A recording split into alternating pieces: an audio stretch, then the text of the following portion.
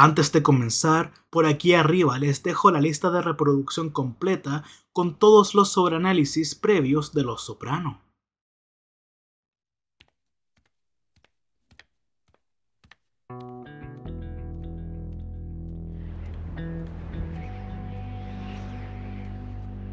The morning of the day I got sick, I've been thinking, it's good to be in something from the ground floor. I came too late for that. I know. But lately I'm getting the feeling that I came in at the end. The best is over. Many Americans, I think, feel that way. Think on the History Channel the other night on the American Revolution. You know we're the only country in the world where the pursuit of happiness is guaranteed in writing? You believe that? Where's my happiness then? Are you still taking the lithium? Lithium, Prozac. When's it gonna end? What you're going through is very painful, I know that. You get stabbed in the ribs. That's painful. This shit, I don't feel nothing. Nothing. Dead. Empty. What else? Still a miserable prick and I'm still passing out. Do you feel like Frankenstein? A thing? Lacking humanity? Lacking human feelings? Don't expect happiness. You won't get it. People let you down, and I'm not naming any names. But in the end, you die in your own arms. It's all a big nothing. What makes you think you're so special? Well, that's one way to look at it. 2 tornadoes, say. They appear to be 2 things, right? 2 separate things, but they're not. The tornadoes is just wind. The wind stirred up in different directions. The fact is, nothing is separate. Everything is connected. My son has panic attacks. He's got that putrid, rotten, fucking soprano gene. When you blame your genes, you're really blaming yourself. Anthony? You don't understand. Make me understand. What's the point? I mean, you go to Italy, you lift some weights, you watch a movie. It's all a series of distractions till you die. Can you pull yourself away for once? Your head is filled with this stuff. It's just that it's so much more interesting. Then what? In life. All this shit's for nothing. And if all this shit's for nothing, why do I gotta think about it? Do you know why a shark keeps moving? There's a psychological condition known as alexithymia, common in certain personalities. The individual craves almost ceaseless action, which enables them to avoid acknowledging the abhorrent things they do. Abhorrent? Like fucking King Midas in reverse here. Everything I touch turns to shit. I'm not a husband to my wife. I'm not a father to my kids. I'm supposed to get a vasectomy when this is my male heir? Look at him. I'm not a friend to my friends. I'm nothing. Now, you don't love me anymore. That breaks my heart, but it's too fucking bad, because you don't gotta love me. But you will respect me.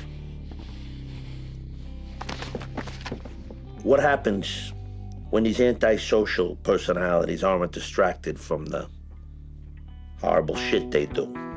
They have time to think about their behavior. How what they do affects other people. You know what I don't understand, Tony? What does she have that I don't have? Don't you love me? I find I have to be the sad clown. Laughing on the outside. Crying on the inside. What are you so afraid is going to happen? I don't know. Shit. Fuck me. It's everything and everybody. I see some guy walking down the street, you know, with a clear head. You know the type. He's always fucking whistling, like the happy fucking wanderer. And I just want to go up to him and I just want to rip his throat open. I want to fucking grab him and pummel him right there for no reason. What kind of person can I be where his own mother wants him dead? I'm not afraid of death. Not if it's for something, a reason. You can't do nothing about it. We're soldiers, you know. Soldiers don't go to hell. It's war. Soldiers, they kill other soldiers.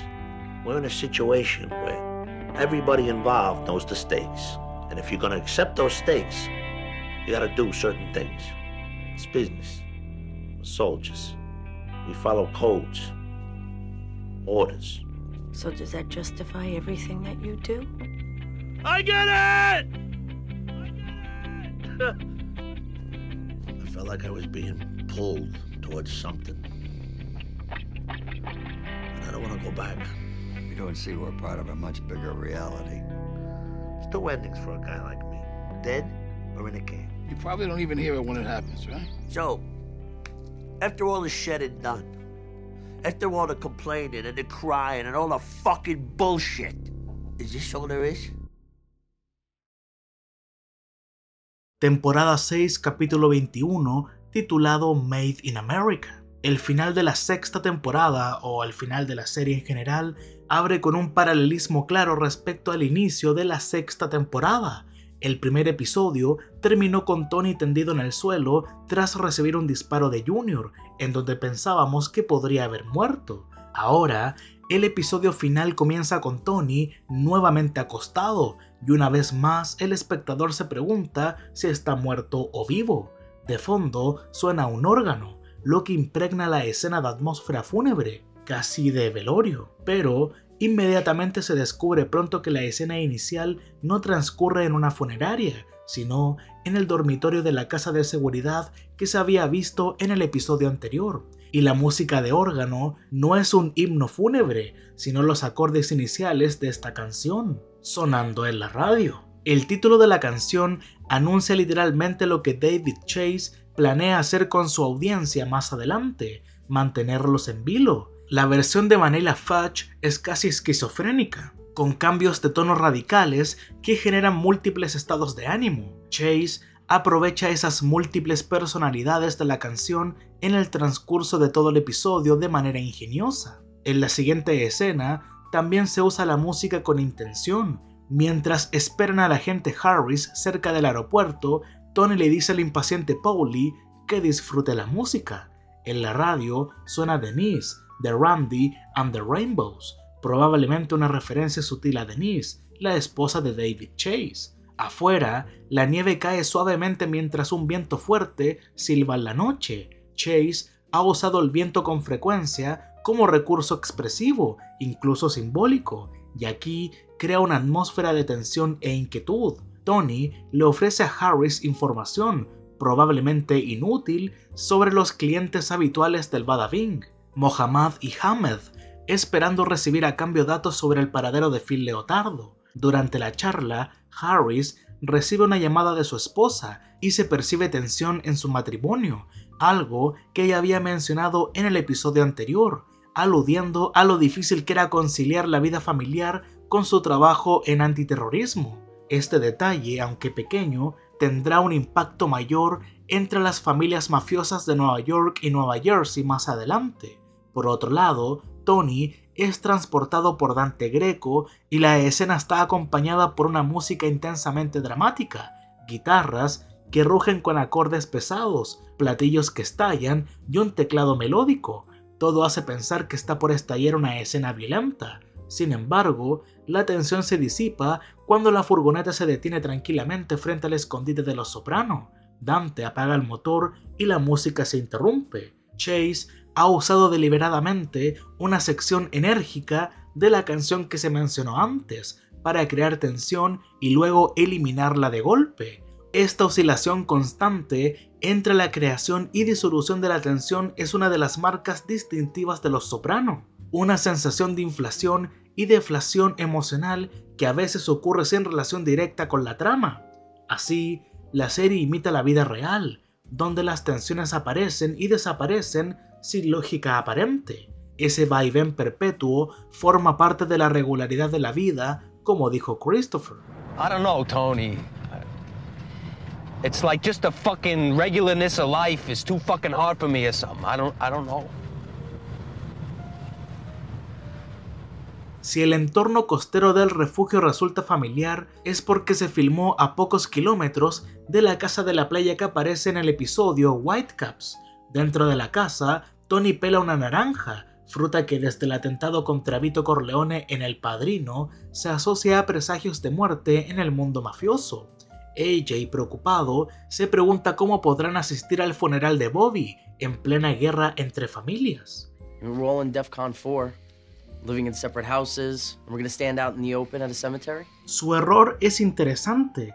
En el sistema DEFCON, el nivel 1 indica máxima amenaza y el 5 la mínima. AJ intenta expresar que están en peligro extremo, pero su confusión vuelve a reducir la gravedad. Todos acuden al funeral de Bobby. Vuelve a soplar un viento fuerte, perceptible en el audio de las grabaciones del FBI. No se muestra la ceremonia de forma directa, sino a través de los monitores de video de los agentes, que observan fragmentos del entierro en el cementerio. En el velorio de Bobby, Paulie entretiene a los más jóvenes simplemente siendo él mismo. Intenta citar una línea de un conocido canto católico. In the midst of death, we are in life, eh? Or is it the other way around? I think it's the other way around. Either version, you're halfway up the ass. Mientras tanto, AJ se irrita por la conversación trivial sobre cultura pop. La oscuridad que lo ha acompañado en los últimos episodios no ha desaparecido. Aún piensa en el poema The Second Coming que leyó hace 2 episodios, pero pronuncia mal el apellido del autor. Yeats. AJ. Yates? Recordando aquel momento del episodio 7 de la segunda temporada, cuando AJ llamó Nietzsche a Nietzsche. That's not what Nietzsche says. Oh, Nietzsche. Luego afirma, I mean, this is still where people come to make it. It's a beautiful idea.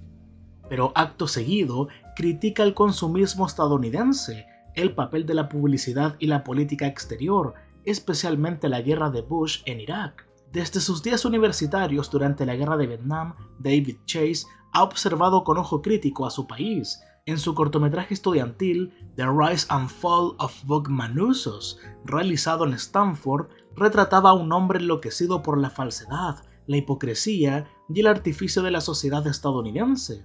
El protagonista termina disparándole a su televisor, harto de los comerciales de los astronautas y del dominio de los nixonianos de pan blanco que gobernaban América.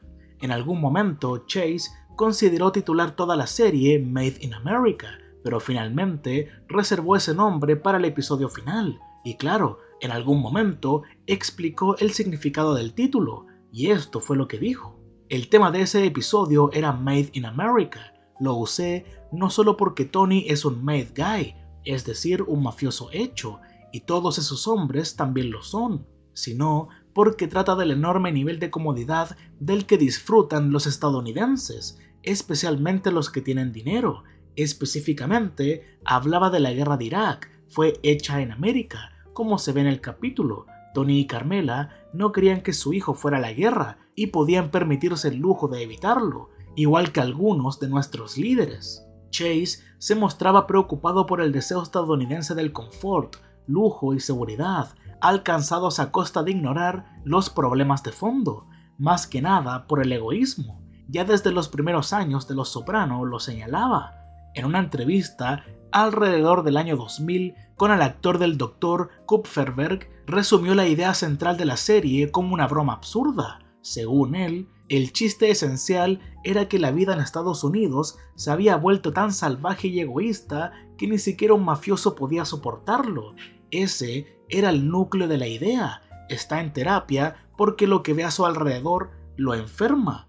Él y sus hombres inventaron el egoísmo, el yo primero, el todo se trata de mí, y ahora no puede soportarlo porque el resto del país los ha superado. En Los Soprano se dice que no hay una I en Tim, pero sí en América, e incluso un me. Es un juego de palabras que alude al individualismo estadounidense, mientras la palabra team, es decir, equipo, carece de la letra I, símbolo del yo. América la incluye junto con un me, que literalmente significa yo.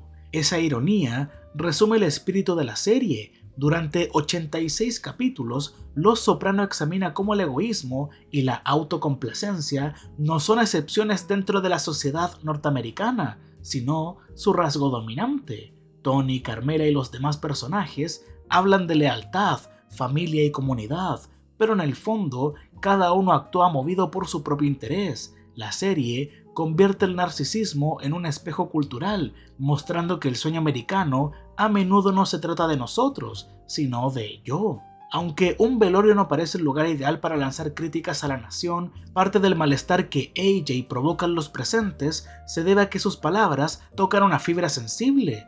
Paulie ridiculiza su discurso con una frase absurda. He's saying the Framis intersects with the Ramistan approximately at the Paternoster.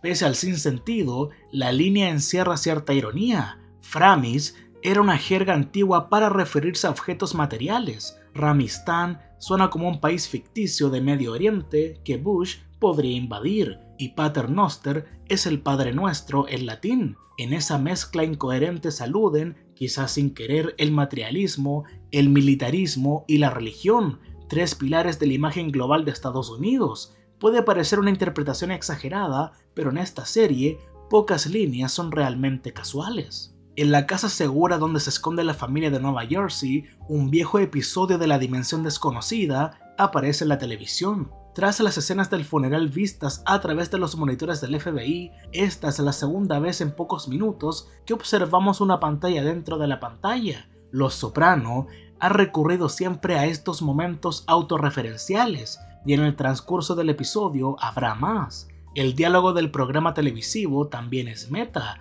algo que se intensifica cuando Tony, meta-referencialmente, habla con el hombre del televisor. The television industry today is looking for talent. They're looking for quality. They're preoccupied with talent and quality. And the writer is a major commodity. No, the situation ain't all bad. Aunque Tony se refiere a no tener que comer vegetales mientras está escondido, sus palabras suenan como un guiño a Chase, al propio equipo de los guionistas de Los Soprano, un agradecimiento final. Luego, vemos que aparece un gato naranja que Tony llama cariñosamente Basiagalup. Butch de Concini sale del restaurante Il Corlite y recibe una llamada de Phil Leotardo. Butch parece dispuesto a negociar la paz con Tony Soprano, pero Phil corta la comunicación de inmediato. Tony visita a su hermana en su casa. Janice intenta convencerse y convencerlo de que sería una buena madre para los hijos de Bobby, aunque sus actitudes recuerdan demasiado a las de Livia, y esto es lo que afirma. I put Ma and all her warp shit behind me. Oh, good. Pero segundos después se enfurece porque su hijo Harpo cambió su nombre por Hal, exactamente la misma queja que Livia expresó cuando su hija rechazó su nombre de nacimiento, Parvati. La serie siempre ha mostrado cómo los patrones familiares se repiten de generación en generación, y aquí la idea se refuerza. Mientras conversa, Tony se apoya en la baranda del balcón y observa las casas vecinas. La cámara recorre el vecindario mientras él comenta con nostalgia. 5 or 6 years ago, when Johnny Shack bought this house, this was all cornfields here. Y se nota que hay melancolía en su tono. Nacido y criado en Nueva Jersey, Tony ha visto cómo el verde paisaje de su estado natal ha sido reemplazado por el desarrollo urbano y las mansiones prefabricadas, auténticos productos de hechos en América o Made in America. Al salir de la casa de Janice, Tony recibe una llamada del agente Harris. En un momento posterior al sexo, este le revela el posible paradero de Phil Leotardo, una estación de servicio en Oyster Bay. Cuando la mujer con la que está, una colega del FBI, sale del baño y le lanza una mirada furiosa, queda claro que podría tratarse del agente de Brooklyn que Harris mencionó en el episodio anterior. If it was real solid, you would have been warned officially by the Newark office, but my colleague in Brooklyn, the one with the collaborator, snitches implying the wheels have already been set in motion. Si no atravesara una crisis matrimonial, probablemente no estaría siendo infiel, y Tony nunca habría recibido esa información clave. Además, la aparición de esta joven agente invita a otra lectura.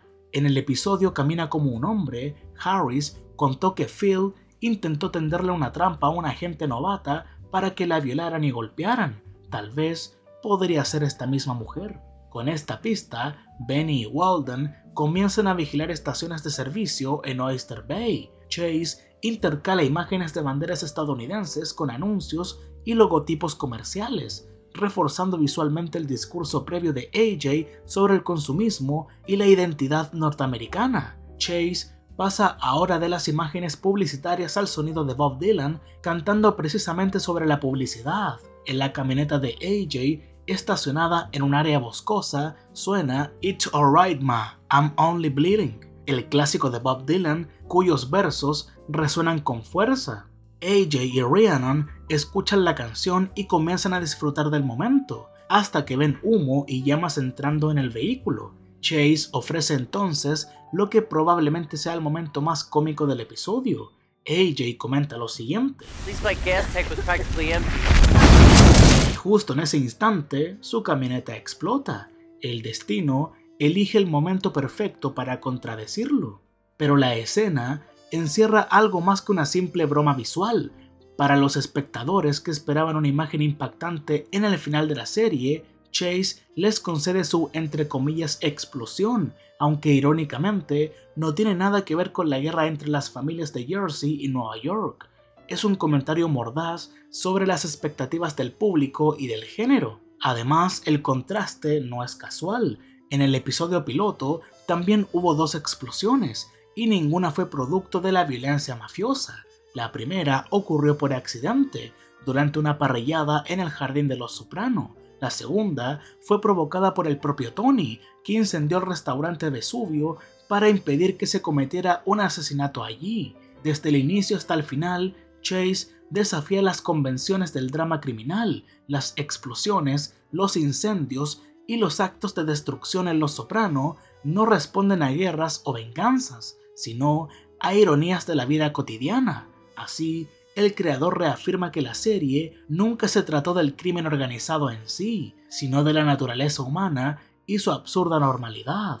Algunos señalan que la explosión podría interpretarse como un bautismo de fuego para AJ. Es una observación válida, pero antes de aceptar esa lectura, conviene considerar qué pasa por la mente de AJ en ese momento. Y eso no es sencillo, porque rara vez resulta claro qué está pensando el joven soprano. A menudo, cuesta descifrar las reacciones de AJ ante los actos de violencia o los dramas que presencia. AJ permanece de pie observando pasivamente e invita al espectador a especular sobre la naturaleza de su implicación. No sabemos si está tan repugnado como nosotros o fascinado.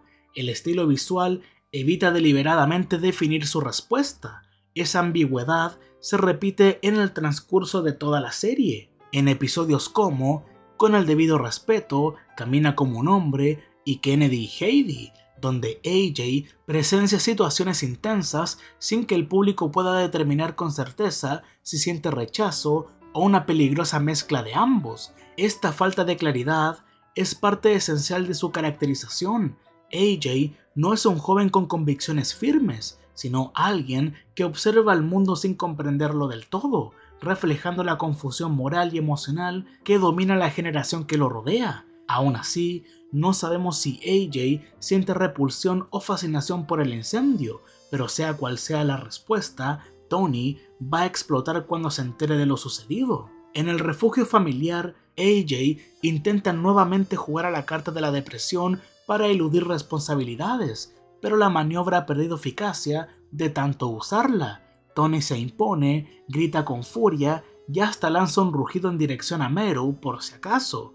AJ intenta justificarse afirmando que no necesita un auto nuevo, porque we have to break our dependence on foreign oil. Carmela, escéptica, sacude la cabeza, detecta sin dificultad el cinismo detrás de sus palabras. Mientras tanto, George, un personaje hasta ahora desconocido, intercede para organizar una reunión entre las dos familias enfrentadas. La escena resultante es una de las más importantes visualmente de toda la serie, gracias a su estética cuidadosamente estilizada. El encuentro se lleva a cabo en un oscuro garaje, cuya composición visual evoca las Carceri de Invenzione del artista italiano Giovanni Piranesi, una serie de grabados del siglo XVIII que representan cárceles imaginarias, vastas, opresivas y laberínticas. El espacio del garaje transmite la misma sensación de confinamiento y fatalidad, como si el mundo de Los Soprano estuviera atrapado en su propia arquitectura moral. Tanto las cárceles de Piranesi como este garaje comparten una misma estética de claro-oscuro, un juego de luces y sombras que crea profundidad y dramatismo. Ambos espacios están llenos de formas, ángulos y líneas de perspectiva que se pierden en el fondo, generando en el espectador una sensación de ansiedad y presagio. Por eso sorprende que tras una breve negociación Butchie se quite el guante y estreche la mano de Tony. Ese oscuro garaje que parecía escenario de violencia se convierte en un espacio de tregua. Aún así, muchos espectadores dudan de la confiabilidad de Butchie. Sin embargo, en una escena anterior dejaba claro que él tenía razones de sobra para estar descontento con la conducta de Phil. En una conversación de 2007 con Tom Fontana, David Chase admitió que encontraba algo mecánico y estúpido en tener que seguir presentando villanos para que Tony los enfrentara. Primero Livia, luego Richie y después Ralph. Fontana no coincidió con esa autocrítica, argumentando que el conflicto entre protagonista y antagonista es esencial en toda narrativa, y en efecto, lo es. Sin embargo, resulta comprensible el punto de Chase, usar nuevamente a Phil Leotardo para crear tensión en la segunda mitad de la temporada 6 se siente repetitivo, más aún cuando el mismo personaje ya había cumplido esa función en las temporadas 5 y en la primera mitad de la temporada 6. Su sed de venganza contra Tony parece ahora forzada, incluso contradictoria, considerando que él mismo había dicho antes: A whack a boss?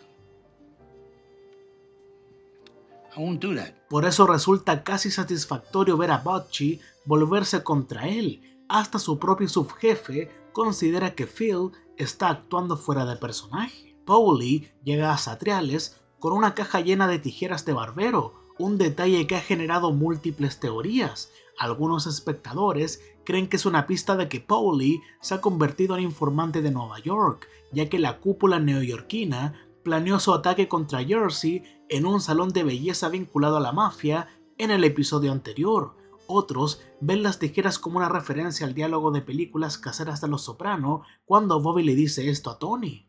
You probably don't even hear it when it happens, right? En esa misma conversación, Bobby y Tony mencionan que el padre de Bobby trabajaba como barbero, reforzando la conexión simbólica. Además, algunos también han mencionado que todas las sillas en esta escena son blancas, menos la de Paulie, que tiene un color algo rojo. Tal vez esto refuerza aún más la teoría de que Paulie traicionó a la familia de Nueva Jersey.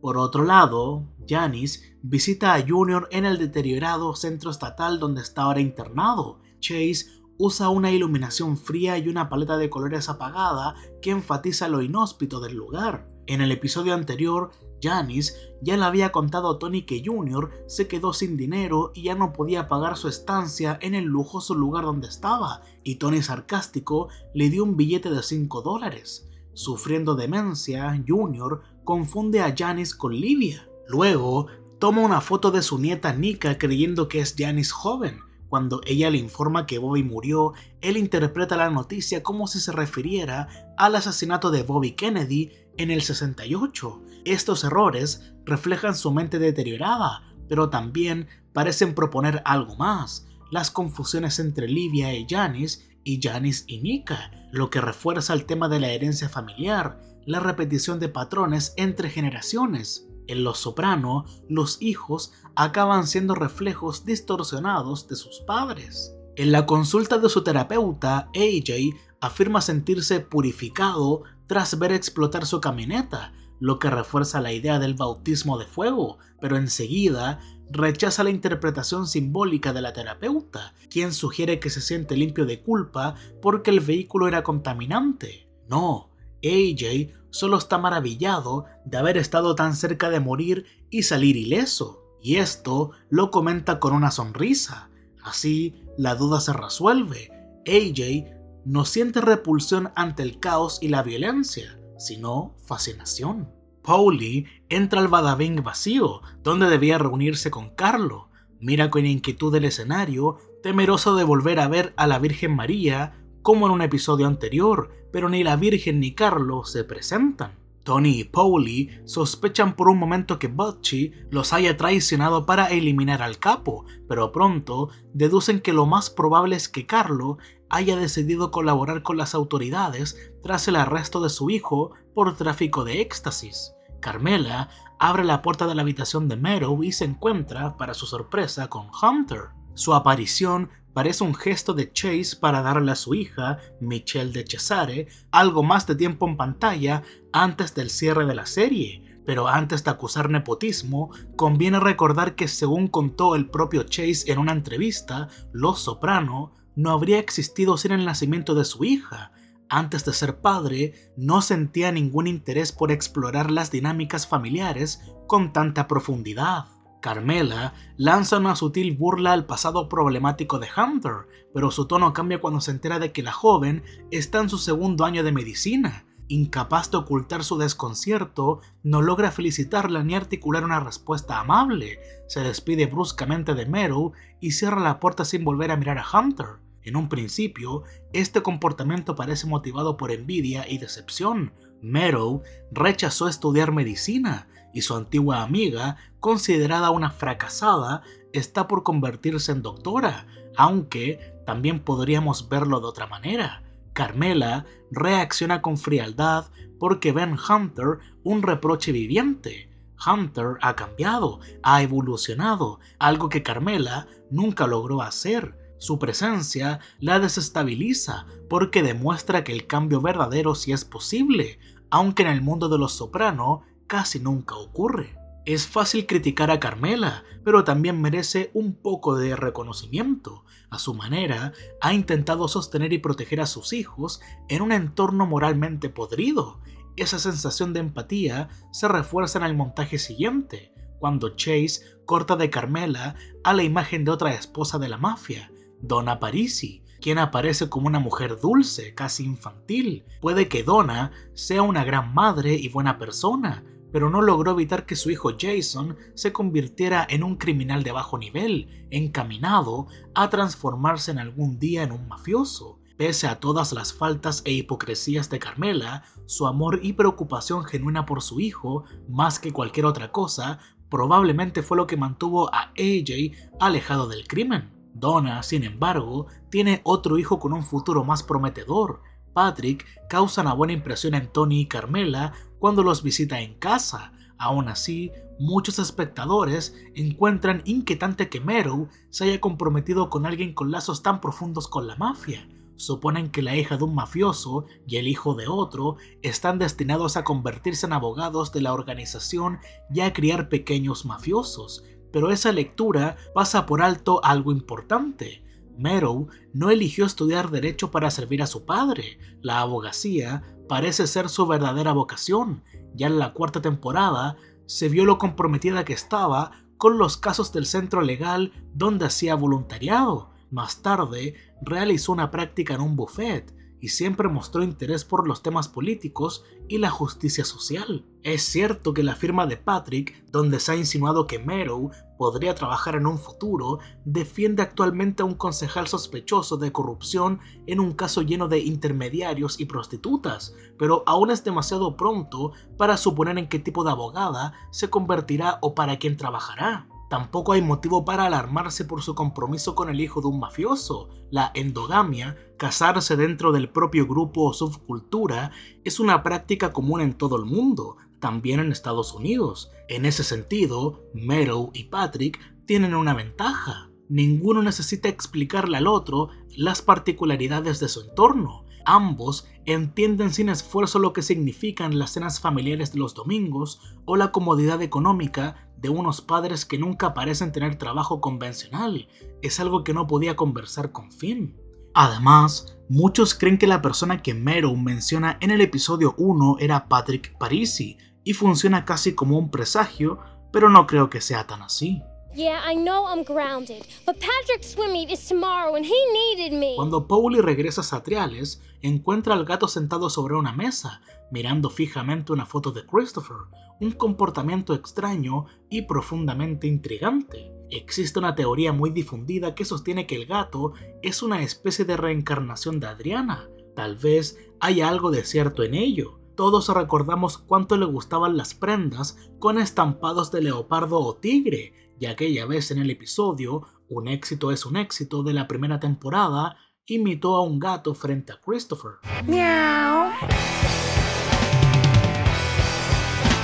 Sin embargo, no se sugiere que David Chase estuviera anticipando esto desde la primera temporada de que Adriana se convertiría en un gato en la última temporada.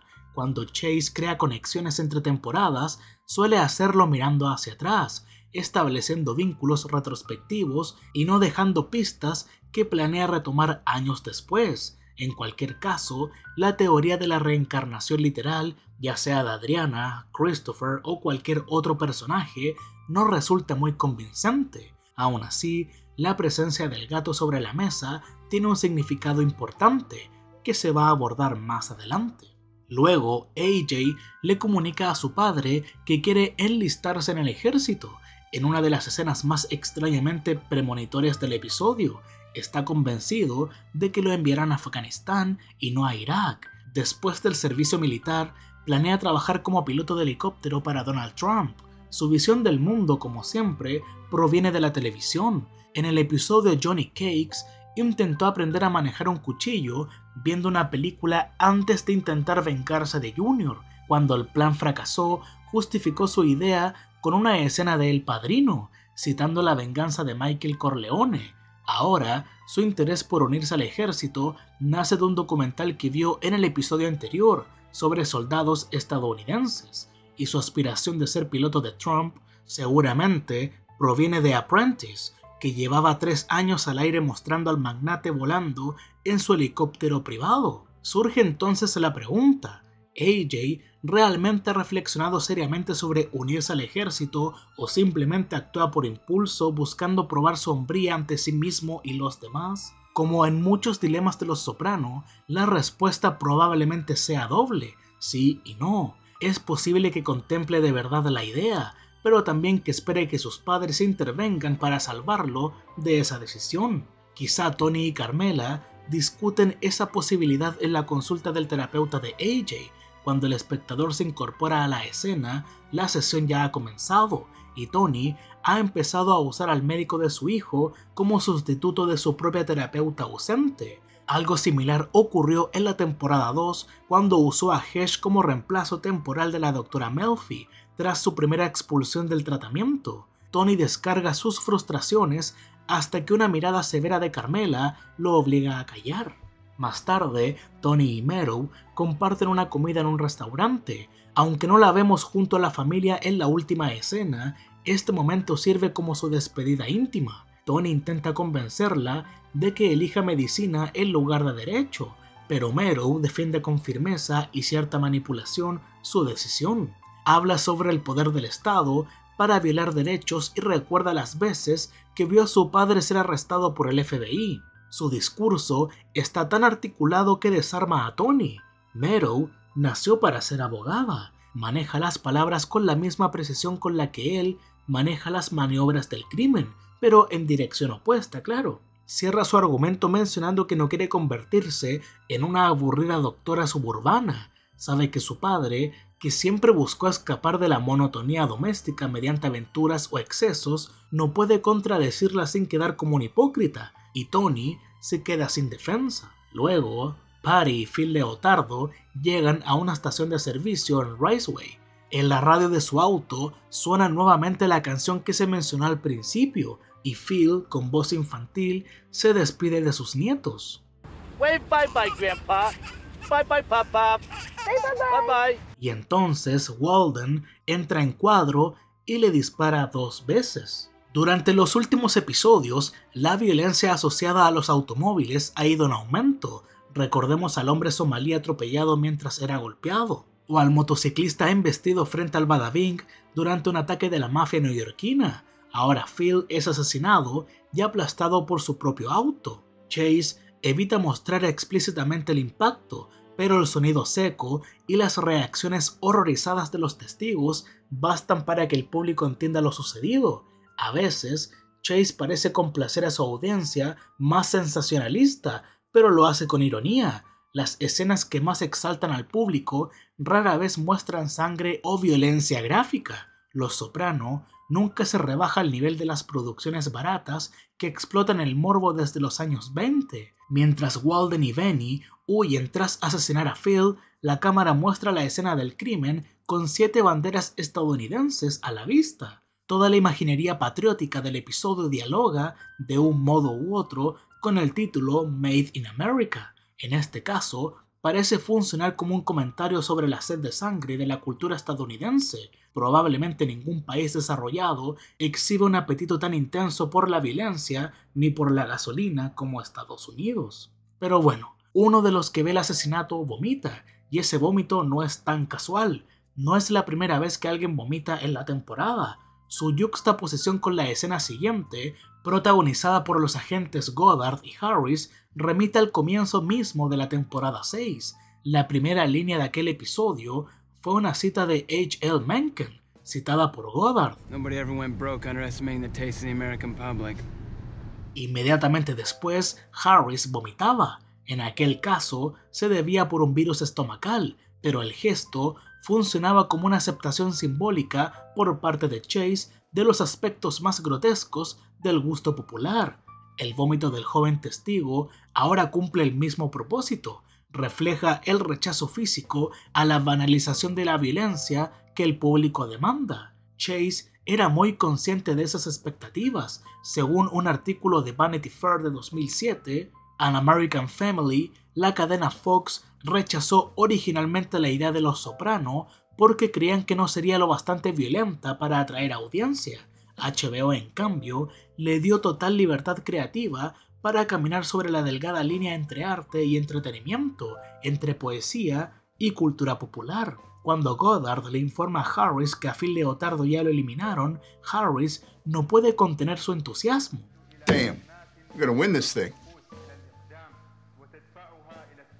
Chase explicó que esta línea está inspirada en una historia real del ex agente del FBI, Lidney DeVecchio, quien reaccionó de la misma forma tras la muerte del mafioso Lorenzo Lampasi durante las guerras Colombo de los años 70. DeVecchio luego sería acusado de filtrar información a la mafia. Harris siempre fue presentado como un agente más humano y empático que sus colegas, y su estallido de júbilo, aunque poco profesional, resulta comprensible, una muestra de lealtad tribal, de humanidad, y Chase le concede ese último momento de catarsis. El episodio también refuerza una idea constante: los hijos terminan reflejando a sus padres. El caso más evidente es el de AJ, que aquí parece y suena como Tony. Mientras discute con su madre, repite una frase emblemática de su padre. You don't want to go to college, don't go to college. But don't get your legs blown off. Always with the drama. You're always with the drama, You go ahead and confess already, please. Get it over with.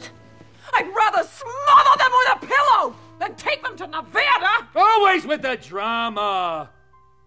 Carmela y Tony lo convencen de no alistarse en el ejército mediante un soborno disfrazado. Le consiguen trabajo en una productora de cine.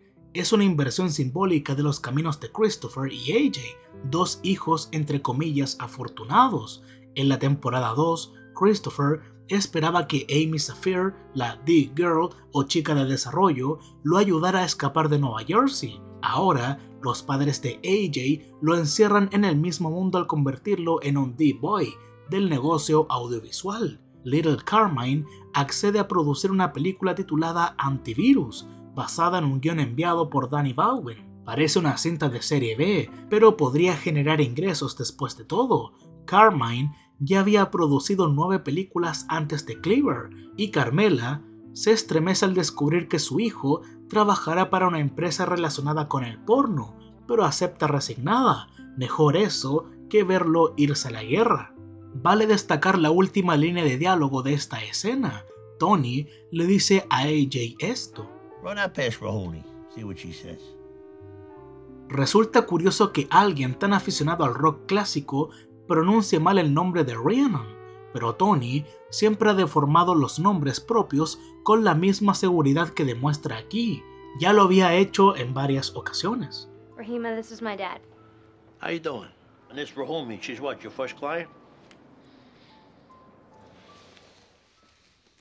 No, this is the real Louis Vuitton. I'm not going to that nursing home. Green Grove is a retirement community, and it's more like a hotel at Captain Teebs. Esa confianza sin autoconciencia, esa naturalidad para equivocarse sin culpa, es parte del encanto que lo hace tan magnético incluso cuando sabemos que no deberíamos empatizar con él.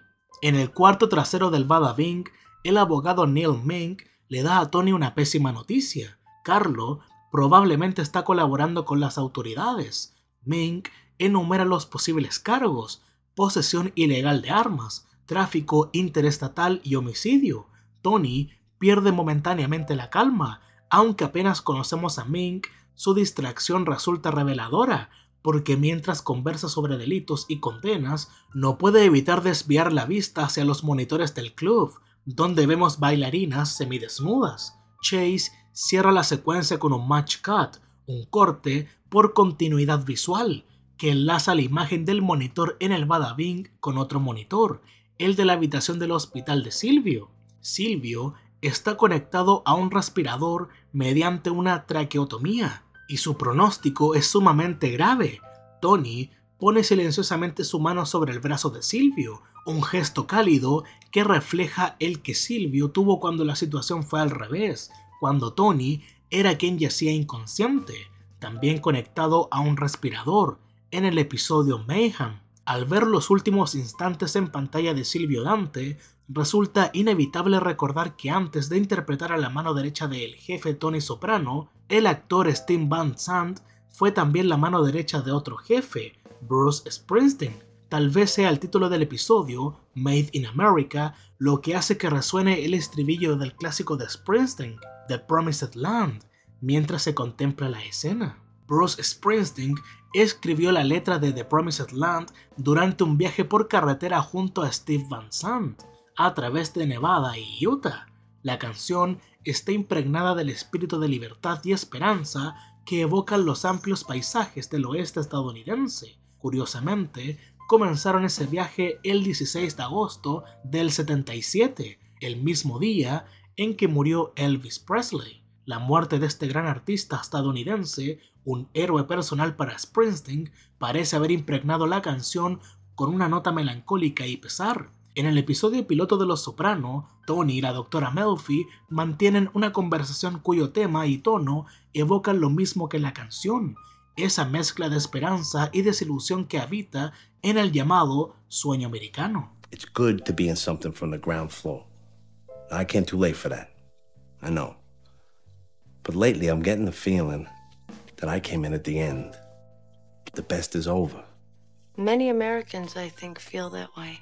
Y tal vez hoy más que nunca, muchos comparten esa sensación. Después, Tony se une a Paulie en la acera frente a Satriales. Como buen líder, sabe exactamente qué decir para convencer a Paulie de hacerse cargo del grupo de Carlo. Ambos conversan sobre el extraño comportamiento del gato y la visión de la Virgen que Paulie asegura haber tenido en el Bing. Sin embargo, esos temas quedarán para después, una vez que lleguemos al famoso corte negro. Por otro lado, AJ abandona el nuevo trabajo que sus padres le habían conseguido y lo vemos dirigirse a otro lugar para encontrarse con Rhiannon en el auto que también le compraron. Presume por teléfono que el vehículo rinde 23 millas por galón, una cifra modesta que además es imposible con su forma de conducir. Además, es otra muestra de su falso ecologismo. En una ocasión dijo que no envolvió el DVD de Matrix que le regaló a su madre porque sería un desperdicio para el medio ambiente, aunque todos sabían que simplemente era por flojera. I was gonna wrap it, but it's wasteful to the environment. Thank you, young. En el episodio Únete al Club, le había dicho a su hermana que quería un Prius híbrido, pero más tarde confesó, mientras su padre estaba inconsciente, que en realidad deseaba un Mustang o un BMW M3, y ahora lo tiene. El hecho de que su camioneta explotara al principio del episodio por un incendio provocado por hojas secas parece casi un acto de karma, la naturaleza vengándose del falso ambientalista, pero al conducir ahora su coupé de 330 caballos de fuerza, AJ le devuelve el gesto con una especie de desafío arrogante. En casa, frente al televisor, AJ y Rhiannon ven a George Bush. Mientras tanto, Tony está en el patio trasero rastreando hojas. Es la última vez que se lo ve en la casa de los Soprano. David Chase explicó que la imagen de Tony apoyado en el rastrillo y mirando hacia el sol es quizá la toma más importante del episodio, porque ahí está la clave de todo el concepto. Conecta con los patos, el oso, la vida en el planeta y el momento en que toma el peyote y ve salir el sol. No es fácil saber con exactitud a qué se refería Chase con el concepto completo, pero probablemente hablaba de la idea de conectividad. Esa breve escena está llena de vínculos con momentos previos. Se oyen patos a lo lejos, la luz del atardecer se filtra entre los árboles y un ruido detrás de Tony genera tensión, pero no es un oso ni un asesino, sino Carmela, que llega para avisarle que decidieron cenar en Halston's. Tony visita el asilo donde se encuentra Junior. Tony está allí para indagar sobre las finanzas de su tío, pero Junior está completamente desorientado. Cree que el contador que lo visitó más temprano viene de otra galaxia. Su deterioro mental es evidente. Tony contiene parte de su enojo e intenta recordarle los viejos tiempos, lo nuestro como se refiere. Hay un detalle simbólico en el nombre patronímico de Corrado, llamado así por su padre. Sus seres queridos lo conocen como tío Junior. En Los Soprano han aparecido varios Junior, que al igual que él, nunca estuvieron a la altura de sus predecesores, Jackie Jr., Anthony Jr. y Carmine Jr. Parece como si la sangre en el universo de Los Soprano se diluyera con cada generación. Poco se sabe del Corrado original, pero ahora se puede ver que el Junior más poderoso de Nueva Jersey ha terminado reducido a un anciano confundido.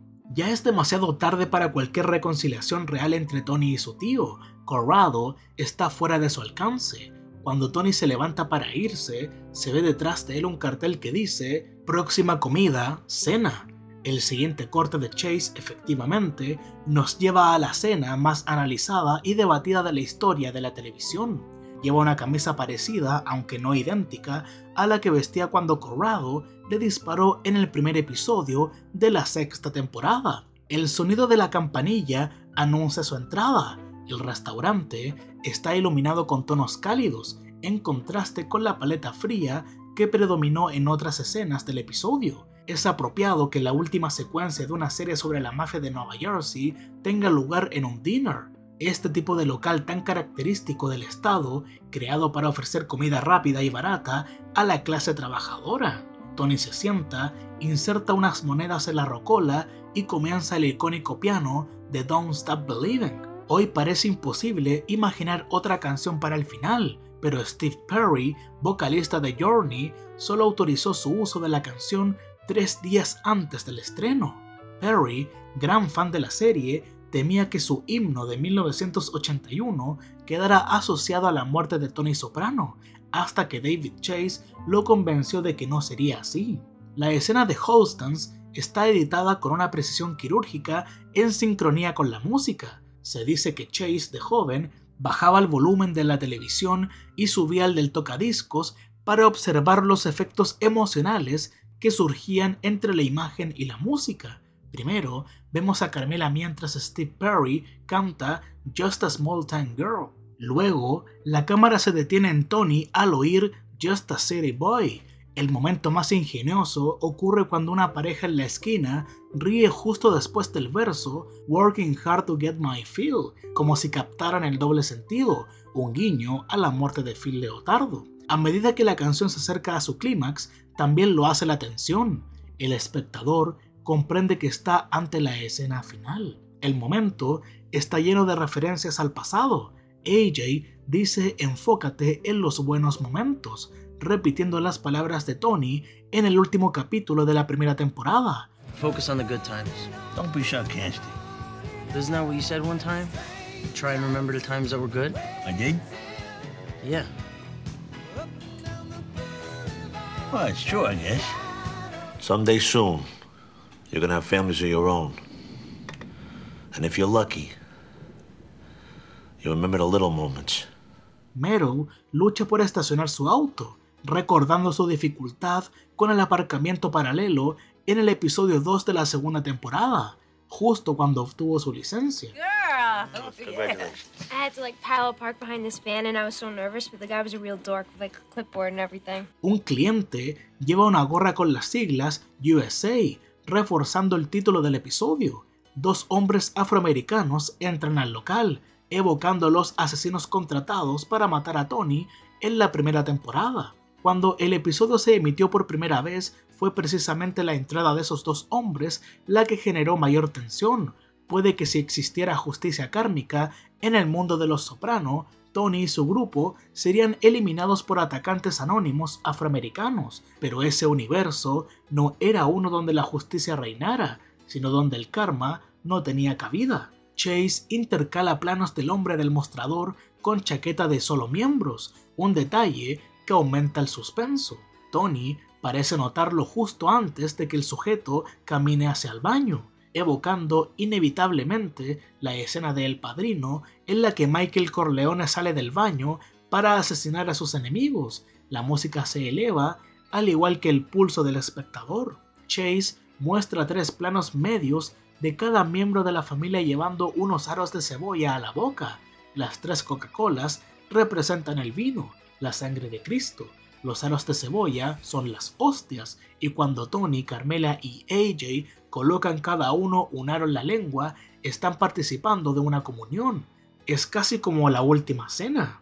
Todo ocurre mientras suena Don't Stop Believin', una canción sobre la fe, la esperanza y el sentido de seguir adelante. En este contexto, la letra se transforma en una plegaria y Carlo sería Judas, ya que es un informante del FBI. En ese contexto, casi parece una versión profana de la comunión. En lugar del pan consagrado de la Eucaristía, Los Soprano comparten pan empanizado y frito.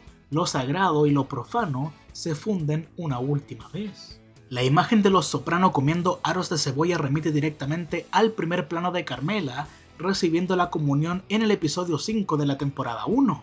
En aquella escena también coexistían lo sagrado y lo profano. Carmela y el padre Phil reprimían su deseo mutuo de participar en el rito sagrado. El ritual, por supuesto, proviene del relato bíblico de la Última Cena. Muchos espectadores interpretan los primeros planos de Holsten como una pista de David Chase. Los Soprano están compartiendo su propia Última Cena como familia. En el transcurso de toda la serie, Chase ha entrelazado constantemente los temas de comida, fe y armas. Desde el episodio piloto, cuando el padre estaba con Carmela, justo en el momento en el que ella sacó un rifle del mueble del comedor.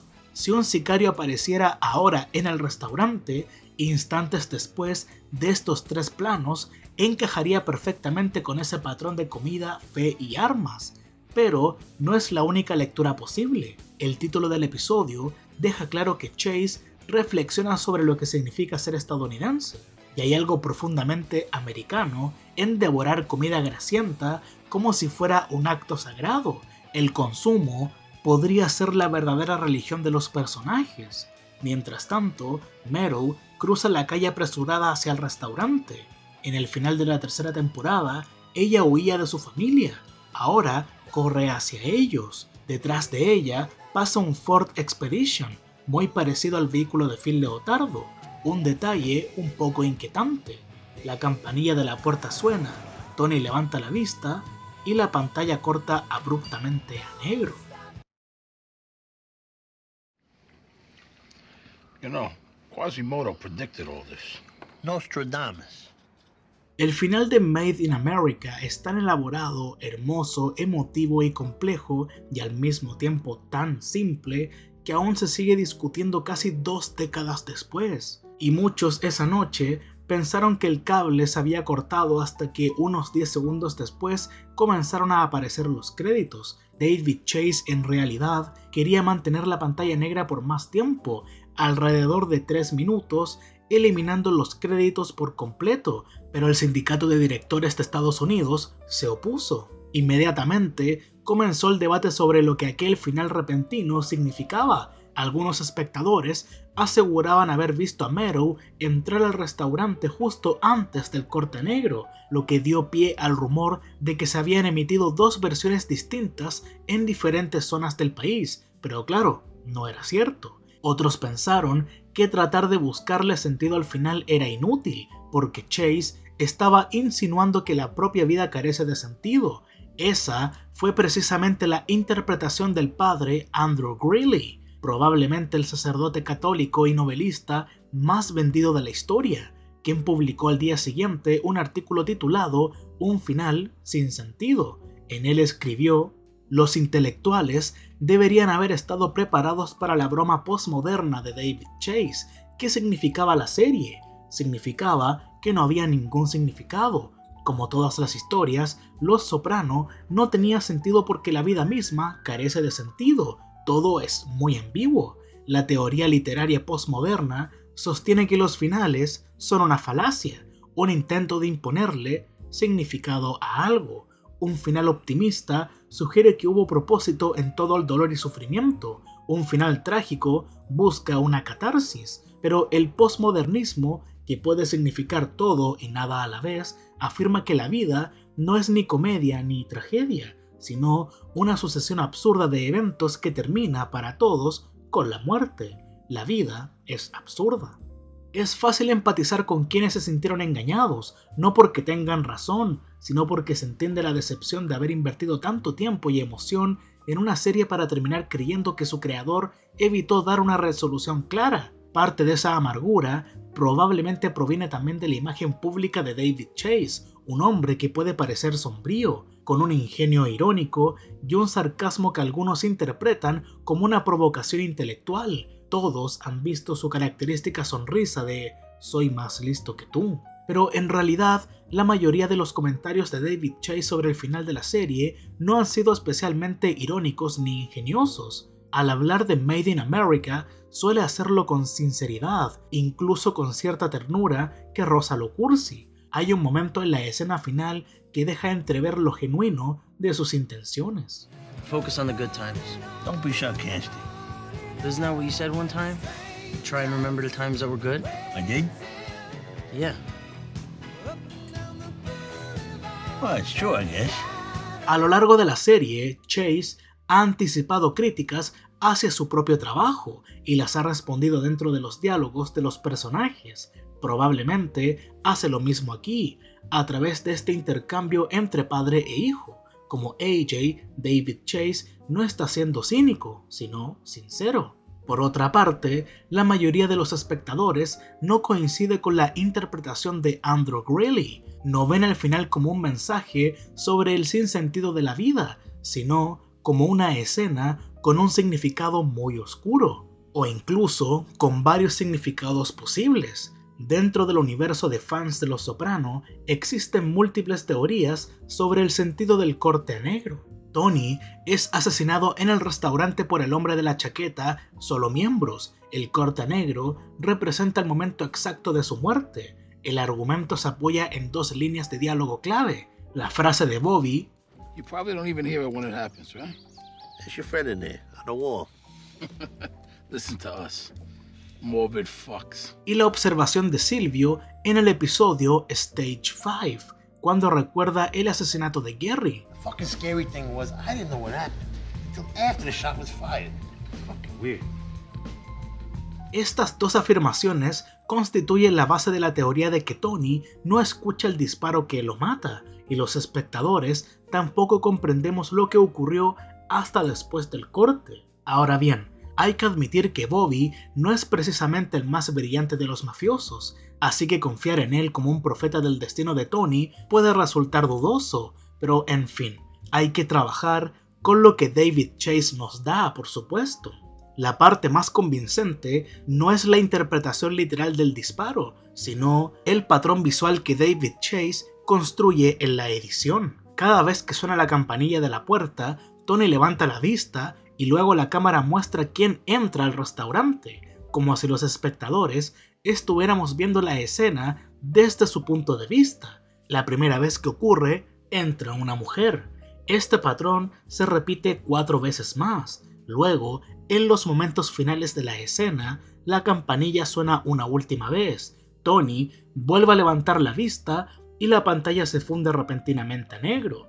Según esta interpretación, ese corte a negro, ese corte, representa que el espectador ha entrado una vez más en el punto de vista de Tony, presenciando, o mejor dicho, no presenciando, la oscuridad de su muerte instantánea. Esta lectura se refuerza con el hecho de que David Chase utiliza tomas en punto de vista en varios momentos previos del episodio. En distintas ocasiones, Tony observa una zona. La cámara muestra ese mismo espacio como si lo viéramos a través de sus ojos, y acto seguido lo vemos físicamente dentro de ese lugar. Sin embargo, según explicó David Chase, su intención con este patrón de edición iba más allá de la interpretación. Lo que intentaba decir es que nosotros mismos nos colocamos en esas situaciones, nos ponemos en esas escenas, nada ocurre por accidente, somos los ingenieros de nuestro propio destino. Chase añadió que esa técnica visual fue inspirada por 2001, Una Odisea en el Espacio, una película que lo dejó asombrado la primera vez que la vio, en parte, como David Chase confesó, porque estaba bajo los efectos del mezcal. En un artículo publicado por el Sindicato de Directores de Estados Unidos en 2019, Chase ofreció una explicación bastante detallada sobre sus decisiones de rodaje, edición y puesta en escena en la secuencia final. No profundizó demasiado en su significado y, de hecho, rehusó hablar sobre si el corte negro representaba o no el punto de vista de Tony. En esa entrevista habló como cineasta, no como filósofo, y es quizá una de sus declaraciones más honestas y reveladoras. Hasta hoy, Chase jamás ha respondido explícitamente a la pregunta: ¿muere Tony Soprano? Casi 2 décadas después, sigue manteniendo su propio juramento de omertá. Aún así, ha dejado varias declaraciones que arrojan luz sobre sus intenciones. A continuación, algunos ejemplos seleccionados porque ayudan a contextualizar la interpretación del corte negro. 5 años después del final, Chase declaró: para mí, la pregunta no es si Tony vivió o murió, aunque eso es todo lo que la gente quiere saber. Había algo más importante en lo que quería decir, algo sobre la fragilidad de todo esto. De alguna forma, toda la serie trataba sobre el tiempo que se nos concede en esta tierra. Tony no era feliz, lo tenía todo, pero no era feliz. Lo único que quise fue mostrar lo corta y preciosa que es la vida. 7 años después, Vox.com publicó un artículo de Martha Nochimson afirmando que Chase le había dicho que Tony no moría, pero Chase negó haber dicho eso y emitió un comunicado. Si Tony Soprano está vivo o muerto no es el punto, seguir buscando esa respuesta es inútil. La escena final de Los Soprano plantea una cuestión espiritual que no tiene respuesta correcta o incorrecta. Cuando le preguntaron en una entrevista posterior cuál era exactamente esa cuestión espiritual, Chase respondió: ¿es todo lo que hay? En la misma conversación añadió: entonces, ¿está muerto o está vivo? Paulie dice al principio del episodio: In the midst of death, we are in life, eh? Or is it the other way around? I think it's the other way around. You're a virgin, you're halfway up the ass. Durante una charla en el Museum of the Moving Image, Chase reiteró las palabras de Paulie: no estoy intentando ser evasivo, en serio que no.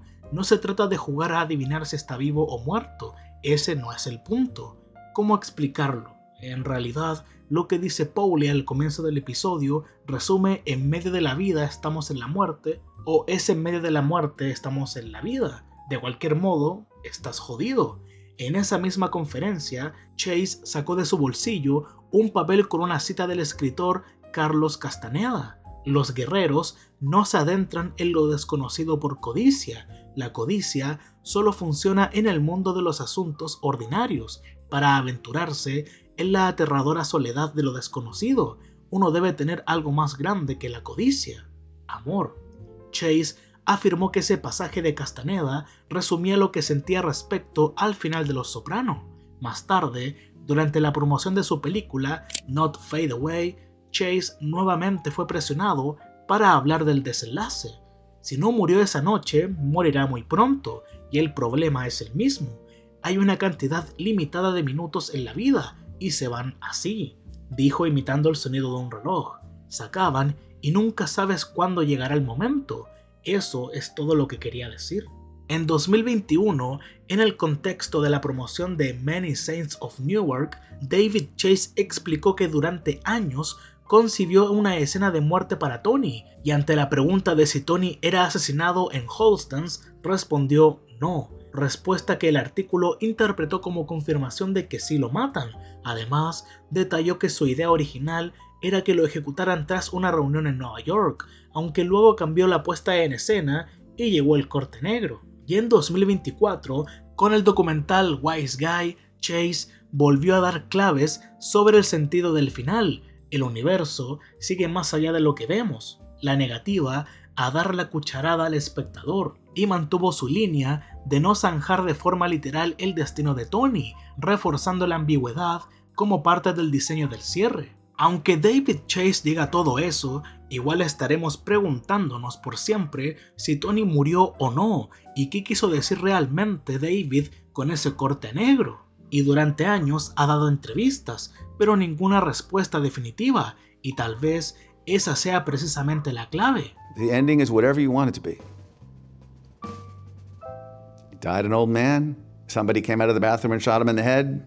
En 1967, el crítico Ronald Barthes escribió un ensayo titulado La muerte del autor. En él afirmaba que el sentido de una obra no lo dicta su creador, sino su público. Matar al autor, decía Barthes, libera al texto. Lo importante no es lo que el artista quiso decir, sino lo que el espectador entiende. Curiosamente, el propio David Chase pareció anticipar esta idea en un episodio de Northern Exposure, llamado El Graduado, programa en el que fue productor ejecutivo. En él, un personaje sueña con una guerra donde lucha junto a grandes artistas, hasta descubrir que su enemigo es él mismo. Es el defensor y el asesino de los autores a la vez, una metáfora perfecta. Entender las intenciones del artista puede ayudar, pero convertirlas en dogma es un error. El poder de la interpretación pertenece al público. Esa es la verdadera lección detrás del final de Los Soprano. Algunos dicen que Tony muere asesinado por el hombre de la chaqueta de solo miembros y que el corte negro muestra su muerte desde su propio punto de vista, pero esta lectura, aunque convincente, resulta demasiado cerrada para una serie que siempre vivió en la ambigüedad. Los Soprano nunca trató sobre respuestas, sino sobre preguntas. La noche del 10 de junio de 2007, millones de personas pasaron del suspenso absoluto a un vacío total, y fue en ese salto donde David Chase resumió toda su serie, el paso de la tensión extrema a la suspensión permanente. Esa misma noche, alguien en un foro de HBO escribió que el gato anaranjado del episodio final representaba al gato de Schrödinger. Al principio parecía una exageración, hasta que muchos recordaron que en el episodio 4 de la sexta temporada, el científico John había mencionado directamente a Erwin Schrödinger. Schrödinger's equation. El experimento mental de Schrödinger es simple, pero perturbador.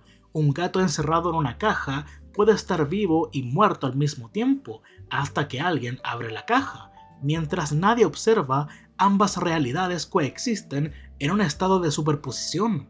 Eso mismo hace Chase con el final. Al cortar a negro, apaga la cámara, impide que observemos y al hacerlo, mantiene todas las posibilidades vivas. Tony está vivo y muerto, libre y condenado, tranquilo y paranoico. Todas las versiones coexisten en el mismo espacio narrativo. David Chase deja la caja cerrada. Y dentro de esa caja, Tony Soprano se convierte en el mafioso de Schrödinger, un jefe atrapado en la superposición infinita de su propio destino. El propio Chase lo insinuó a su colaborador Alan Taylor. La idea detrás de la escena final es que todas las posibilidades estén vivas en esa habitación. Incluso el diálogo de Paulie en el funeral de Bobby lo anticipaba. In the midst of death, we are in life, eh? Or is it the other way around? Y los detalles refuerzan la metáfora. Walden describe a un gato que solo se sienta en las esquinas de la mesa o donde se cruzan dos paredes, un espacio cerrado como una caja, y en Holstans, el mural con un tigre, mascota de los Bloomfield Bengals, añade otro guiño visual a la presencia del gato en el final, pero el simbolismo no termina ahí. La física cuántica demostró en el experimento de la doble rendija que las partículas se comportan distinto cuando son observadas, cuando hay un observador actúan de una forma y cuando no lo hay de otra. La realidad depende del observador. El primer experimento exitoso se realizó en Bell Labs, Nueva Jersey, el mismo lugar donde trabajaba John, el científico de la serie, y al igual que esas partículas, el universo de Los Soprano solo existe cuando alguien lo mira. Cada espectador, al observar, colapsa su propia versión de la historia. Chase simplemente se niega a hacerlo por nosotros. Hasta 6 Feet Under representó en su serie al gato de Schrödinger, pero David Chase lo hace con mucha más sutileza. Tan sutil, de hecho, que ni siquiera podemos estar tan seguros de que esa teoría sea de verdad. Y el propio creador, David Chase, ha reconocido su fascinación por estas ideas y dijo una vez: "No soy religioso, pero estoy convencido de que esto no es todo, hay algo más, otros universos, otras realidades alternativas". Incluso describió la secuencia del coma de Tony como un estado alterno de realidad. En otras palabras, el universo de Los Soprano funciona como un universo cuántico, donde la verdad depende del punto de vista del espectador. Por eso, nada en la serie tiene respuestas cerradas. Tony es un buen tipo, Carmela es una víctima o una cómplice, mató a Ralphie a Pai o Mai. ¿Qué pasó con el ruso de Pine Barrens? ¿Por qué Tony mató realmente a Christopher? Todo queda suspendido en la duda. Hasta los símbolos más simples, el negro y el blanco, la vida y la muerte, pierden su significado fijo. La crítica de Emily Nussbaum lo dijo antes del final: Los Soprano es una serie construida sobre giros que nunca se deshacen. Y Geoffrey O'Brien agregó que Chase buscaba el placer de los finales inacabados, la belleza de la frustración suspendida. Esa es la esencia de Los Soprano, una obra que transforma la incertidumbre en arte. David Chase no nos negó una respuesta, nos dio todas al mismo tiempo. El corte negro no es una broma ni una trampa, es una declaración filosófica. Al apagar la cámara, Chase nos deja fuera de la caja y Tony Soprano queda dentro, atrapado entre todas sus posibilidades. Tony está vivo, Tony está muerto, y nosotros somos los únicos que decidimos cuál versión ver. Todo es una gran nada. It's all a big nothing. Tony, Janice y AJ son los herederos más directos de Livia, condenados a repetir su pesimismo. A lo largo de 86 episodios, vemos cómo esa versión se filtra en cada rincón de la serie, personajes que viven desconectados, familias que se desmoronan y hombres que buscan sentido donde solo hay vacío. El filósofo Al Gini, en su ensayo, retoma las ideas del antropólogo Ernest Baker. Los seres humanos, dice, construyen toda la civilización como una defensa ante la conciencia de la muerte. Como Livia, todos vemos la vida como una gran nada y los mafiosos de Tony, más dominados por la testosterona que por la sabiduría, usan la violencia y el caos como distracción frente a su insignificancia. Lo dijo el propio AJ. Death just shows the ultimate absurdity of life. Desde esa óptica, el corte negro del final podría parecer la manifestación visual de la gran nada de Livia, una pantalla vacía, una negación absoluta del sentido. Pero David Chase no comparte esa mirada nihilista. Por el contrario, Los Soprano es su argumento en contra, y la herramienta que usa para refutarla es la conexión. Chase concibe la serie como una red viva, llena de vínculos. Al final de cada temporada, viajaba a Francia y diseñaba un gran diagrama donde trazaba la trayectoria de cada personaje, los cruces entre sus historias y cómo todas se entrelazaban. Decía: vuelvo con un esquema de cada personaje a lo largo de 13 episodios, lo muestro a los guionistas y les pregunto, ¿qué queremos hacer que realmente nos interese? A veces las historias se separan, pero el diagrama siempre se convierte en tejido conectivo. Ese concepto, el tejido conectivo, es el antídoto de Livia. En la vida real, ese tejido es lo que nos une, las personas que amamos, la fe, la comunidad y el trabajo. Cuando se rompe, quedamos como Livia, aislados y vacíos. En la serie, ese tejido adopta múltiples formas, una palabra repetida, una canción que vuelve, un plano que se replica, un personaje que reaparece, o una referencia a la cultura, la historia o la literatura. Esa red de conexiones da a Los Sopranos su espesor, su realismo y su sentido. Incluso dentro de la historia, la conectividad se vuelve un tema literal. La madre imaginaria de Tony en el capítulo Isabella estudia cómo reparar el tejido conectivo, mientras su madre real, Livia, se dedica a destruirlo, porque en ese mismo episodio manda a asesinar a su propio hijo. Y quien mejor encarna el ideal opuesto es John. Aparece justo cuando Tony se despierta del coma, tras haberse visto superpuesto con otra identidad, Kevin Finnerty. Era Tony y no Tony al mismo tiempo. Desde su cama del hospital, John plantea la filosofía contraria a la de Livia. Mientras ella cree en un universo vacío, él enseña que nada está separado, todo está conectado. The fact is, nothing is separate, everything is connected. Everything is everything. I'm down with that. Get the fuck out of here. Además, Los Soprano, desde su estructura básica hasta la más mínima, se compone de una intricada red. Con el tiempo, la serie se convierte en un tapiz de interconexiones, pero Chase no solo ilumina la idea de la conectividad a través de la estructura y la conexión de la serie, parece utilizar también a ciertos personajes con este propósito. Cerca del final de la primera temporada, cuando Tony se sentía preocupado por su relación con su madre, una mujer fría e insensible que intentaba que Corrado lo asesinara, Tony tuvo alucinaciones con una joven que poseía todas las cualidades cálidas y maternales de las que carecía su propia madre. Recordemos que Isabella dijo ser estudiante de odontología y estar interesada en tumores de las encías y los tejidos blandos de la boca. La madre idealizada de Tony estudiaba cómo curar y reparar el tejido conectivo blando, de forma similar a como Chase crea el tejido conectivo, mientras que la madre real de Tony no podía evitar cortar y destruir todas las conexiones y el tejido conectivo en su vida. Según él, las divisiones entre las cosas existen solo en nuestra percepción, todo es parte de la misma sopa de moléculas. Y de forma poética, su visión encaja con la teoría cuántica mencionada antes, la realidad depende del observador.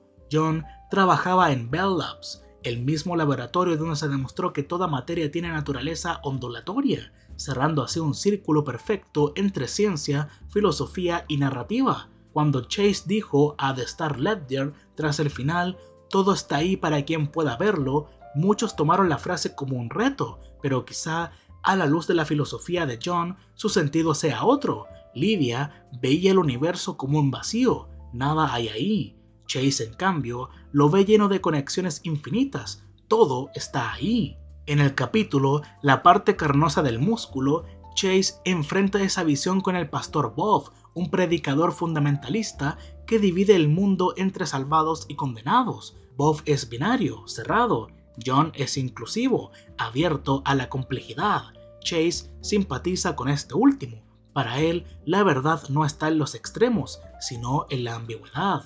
Esa oposición se refleja también en Paulie y Tony.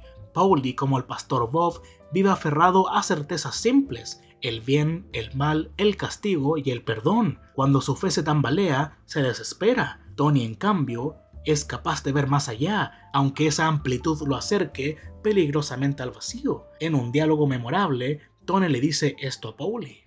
You eat steak? What you talking about? If you were in India, you would go to hell for that. I'm not in India. What do I give a fuck? That's what I'm trying to tell you. None of this shit means a goddamn thing. Tony se asoma al nihilismo, pero también a la comprensión de un mundo sin verdades absolutas. Esa diferencia entre ambos se manifiesta incluso en sus versiones dentro del Bada Bing. Tony mira al escenario vacío y solo ve un foco sobre la nada, la ausencia de Tracy, la víctima olvidada. Paulie, en cambio, ve a la Virgen María y se aferra a esa imagen para sobrevivir. Ambos buscan sentido, uno en la fe y el otro en la aceptación del vacío. En Made in America, esa diferencia alcanza su clímax.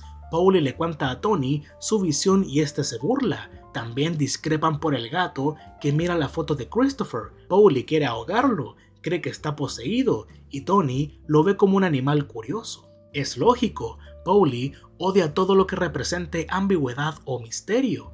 Tony, aunque no lo entienda del todo, es capaz de convivir con la duda, y ahí está el punto final de todo este análisis. el gato, el final, el corta negro, la física cuántica y la filosofía. Todo en Los Soprano gira en torno a una idea esencial, la conexión frente al vacío.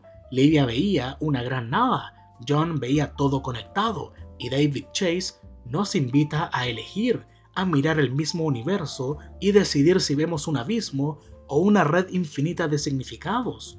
Por otro lado, el filósofo H. Peter Stibbs, en su ensayo, explica que en Estados Unidos se concibe el individuo aislado como la unidad básica de la sociedad. Por eso, no nos suena tan extraño cuando Livia le dice esto a AJ. And if you want my advice, Anthony, don't expect happiness. You won't get it, people let you down, and I'm not naming any names. But in the end, you die in your own arms. La cultura estadounidense exalta el individualismo, la libertad de estar solo, de hacer lo tuyo, de no depender de nadie. Ese espíritu impregna la Constitución, el capitalismo y los mitos del viejo oeste. El problema, señala Stibbs, es que ese mismo individualismo convive con un impulso profundamente humano, la necesidad de comunidad.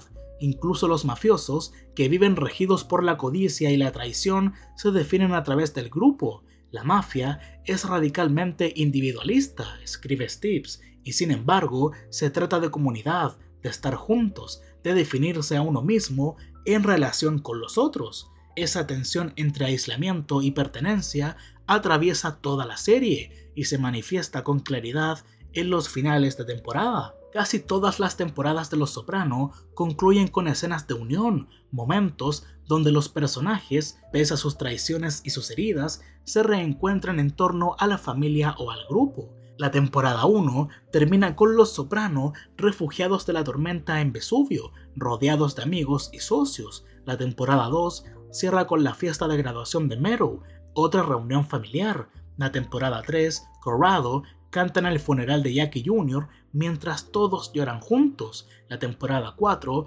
culmina con Tony y Carmela separados, pero Chase decidió no cerrar en soledad. La última toma muestra el barco de Tony, tocando música fuerte a los Sapinsley, compartiendo un instante de conexión. En la temporada 5, Tony regresa a casa tras el invierno, Carmela lo deja entrar por la puerta trasera y el gesto marca su reconciliación. La primera parte de la sexta temporada termina en Navidad, con la casa llena de familia y amigos. Aunque Meadow está ausente, Tony lleva la boina que ella le regaló. Y finalmente, la segunda mitad de la temporada 6, el final absoluto, muestra a personas de todas las edades y razas reunidas en un restaurante de barrio.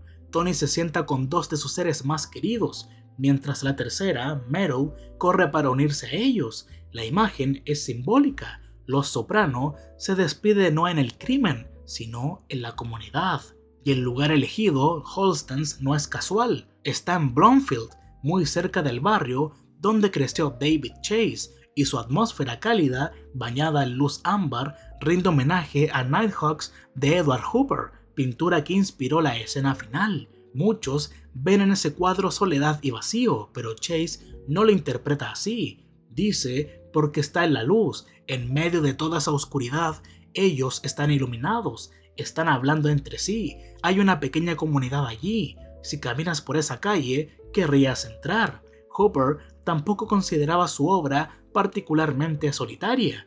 Ambos entendían que incluso en la noche más fría puede existir un refugio cálido, un lugar bien iluminado, donde la gente se reúne para escapar del vacío. Así, la serie que comenzó con un hombre solo en su auto termina en un restaurante lleno de vida. Después de tanta muerte, paranoia y silencio, Los Soprano cierra en comunidad, en el calor compartido de un espacio que Chase describe como Hemingway lo hizo una vez, un lugar limpio y bien iluminado. Por otro lado, el romanticismo nació en el siglo XIX como una reacción contra el racionalismo de la Ilustración, donde el siglo de las luces exaltaba la lógica y la ciencia. El romanticismo colocaba la emoción en el centro de toda experiencia. El poeta Charles Baudelaire lo resumió así: no se trata de la verdad exacta ni de la elección del tema, sino de una forma de sentir. La subjetividad, los sentimientos individuales y la imaginación pasaron a ser más importantes que los datos o la razón.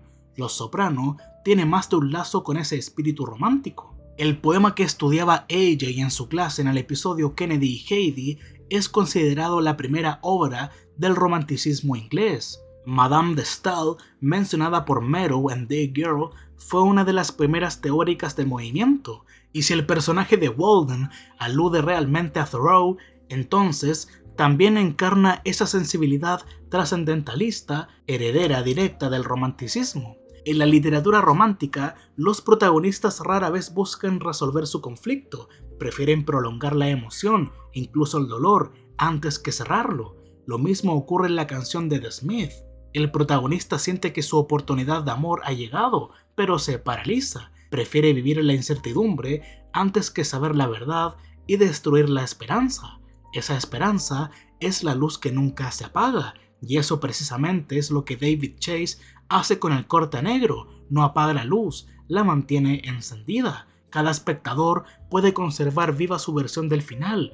Algunos imaginan redención, otros castigo, otros simple supervivencia. El misterio no se resuelve, se prolonga para que la emoción nunca muera. Por eso, como dice Steve Perry en la canción que suena en Halston's, para Chase, el arte no se mide por lo que se piensa, sino por lo que se siente. Cuando propuso el final a HBO, la ejecutiva Carolyn Strauss dudó de que el público lo entendiera. Chase respondió para sí mismo: no es lo que piensas, es lo que sientes. Esa frase define toda su obra. Lo mismo expresó años antes en Northern Exposure, en el episodio El graduado, como se mencionó antes. Allí, Chris Stevens debe defender una tesis literaria ante dos profesores, uno tradicionalista y otro postmoderno. En vez de teorizar, Chris los lleva a un campo de béisbol, recita el poema Cassie and the Bat y lo interpreta lanzando pelotas. Uno de los profesores se emociona, pero al fallar se siente frustrado. Chris le responde: ese sentimiento en tu estómago, de eso se trata el poema. Al final le otorgan el título. El mensaje es claro: el arte no vive en la cabeza, sino en el estómago. Esa es también la razón por la que el final de Los Soprano genera tanto debate, porque al ser romántico no se apela emocionalmente más que racionalmente. Algunos buscan respuestas concretas: Tony muere o no muere. Otros aceptan la ambigüedad: el final es múltiple, abierto, indefinido. Esa división entre lo tradicional y lo postmoderno no solo atraviesa la serie, atraviesa a Estados Unidos entero. Desde los debates sobre educación y moralidad hasta la política, todo se reduce a esa misma tensión. La serie misma lo muestra. En el episodio Eloise, Meadow defiende lecturas modernas de Billy Budd mientras Carmela se indigna. I'm sorry, but Billy Budd is not a homosexual book. En Nadie sabe nada, Meadow critica la moral sexual del país y Tony corta la discusión. You see, out there, it's the 1990s, but in his house, it's 1954. 1990s, 1954. So now and forever, I don't want to hear any more sex talk, okay? Dos mundos que chocan, el del padre conservador y el de la hija progresista. Por eso, la ausencia de Meadow dentro de Halston's en la escena final tiene un valor simbólico. Ella está afuera, corriendo para entrar, como si Chase preguntara: ¿hay un lugar en la mesa de América para las nuevas generaciones con sus ideas modernas, junto a los viejos valores que Tony representa? ¿Debe morir el viejo mundo para que el nuevo pueda sentarse a comer? Incluso la causa de su retrato tiene peso simbólico. Meadow venía del médico para cambiar su anticonceptivo. La píldora, que en los años 60 impulsó la liberación femenina, transformó la cultura y la moral de Occidente. Esa libertad de elección, imposible para Livia y difícil para Carmela, define el mundo en el que Meadow crece. Ella representa el futuro, con todas sus posibilidades abiertas. La crítica de Anne C. Hall, en su ensayo, lo anticipó antes del final. Vivimos en un mundo donde múltiples ideologías y significados compiten por expresarse, y Los Soprano, con su estructura abierta, refleja ese caos. El final, decía, sería postmoderno y sin cierre, y tuvo razón. Sin embargo, muchos no aceptan esa ambigüedad. Años después del estreno, los foros siguen divididos. Algunos defensores de la verdad insisten en que Tony fue asesinado y que cualquier otra interpretación es errónea. Otros defienden que el sentido está en la duda misma. Emily van der Werf, en su reseña, comparó a los que defienden que Tony muere como fanáticos con el fundamentalismo religioso, un intento de convertir el misterio en dogma, de eliminar la incertidumbre con respuestas absolutas. Ross Douthat, en cambio, pasó del escepticismo inicial a convencerse de que Tony sí murió, pero su certeza contradice el espíritu mismo de la serie, porque si algo enseñó Chase es que cada mirada ve un significado distinto. El final no se impone, se abre, como una canción romántica que deja el último acorde suspendido. El corta negro no apaga la luz, deja que siga ardiendo dentro del espectador, porque en palabras del propio Chase, todo está ahí, y en esa oscuridad final sigue brillando una pequeña llama, la luz que nunca se apaga. Aún así, existen muchas teorías del final y de lo que pasó con Tony. La escena final hace referencia al clásico cuento La dama o el tigre, en el que el protagonista debe elegir entre casarse con una dama o morir a manos de un tigre. Tony está sentado en Holstens entre su amada Carmela y el mural con el tigre. El cuento termina sin revelar al lector qué decisión tomó el protagonista. En el capítulo 5 de la temporada 6, Tony dice que no puede comer cebolla después de la cirugía. Quizá los aros de cebolla de Holstens le provocaron un infarto y lo mataron. El anuncio de la batidora Magic Bullet, que se reproduce en la televisión de la habitación del hospital de Silvio, es una sutil referencia a la explicación de la comisión Warren sobre el asesinato de Kennedy, que se denominó teoría de la bala mágica, y por lo tanto indica que Tony también es asesinado. Tony se desmaya a causa de un ataque de pánico, quizás ver a su hija entrar por la puerta tras su cita con el médico para obtener un nuevo método anticonceptivo, sumado a ciertos celos freudianos hacia su nuevo prometido, desencadenó el ataque de ansiedad. Este es el episodio número 86 y Tony es el 86 en este capítulo, porque en inglés 286 someone es una expresión que significa eliminar o deshacerse de alguien, a veces incluso matarlo, o tal vez el espectador quede totalmente desconectado. El espectador en esencia queda incomunicado. Ya no nos enteramos de lo que sucede en el mundo de Los Soprano ahora que la serie ha terminado para nosotros.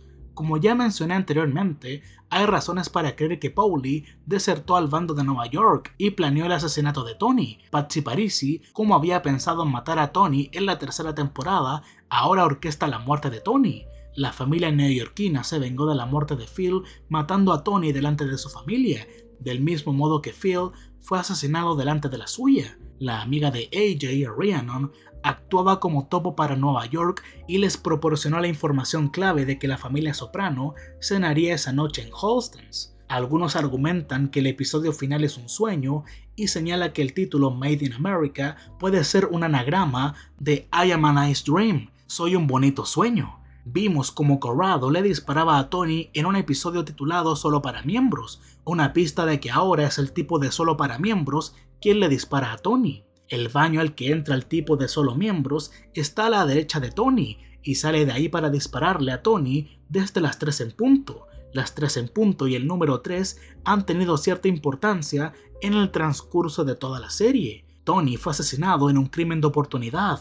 El hombre de la chaqueta Solo para miembros o uno de los otros comensales era un civil, tal vez un contratista o un líder sindical que guardaba un profundo rencor contra Tony y casualmente se lo encontró esa noche. Algunos espectadores encuentran un parecido físico entre el hombre de Solo miembros y Eugene, lo que ha llevado a especular que son hermanos. El hermano se venga ahora de Tony por no haber permitido que Eugene abandonara la mafia. La chaqueta funciona como pista de esa teoría, ya que el suicidio de Eugene ocurrió en el capítulo Solo para miembros. Eugene llevaba una chaqueta solo para miembros en ese episodio cuando mató a Teddy, cuyas iniciales son TS, dentro de un restaurante, del mismo modo que el tipo de Solo miembros ahora mata a Tony y sus iniciales también son TS y también fue dentro de un restaurante. Sin embargo, Eugene no se sentó en la barra a esperar un rato antes de matar a su objetivo. Entró en el restaurante y en segundos Teddy estaba muerto.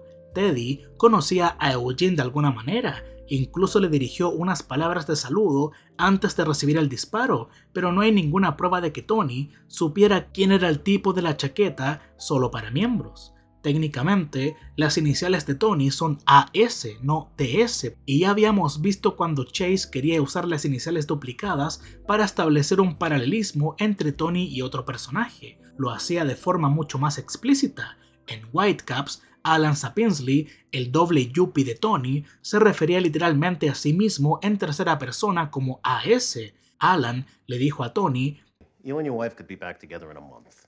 Leaving AS here fucked in the ass."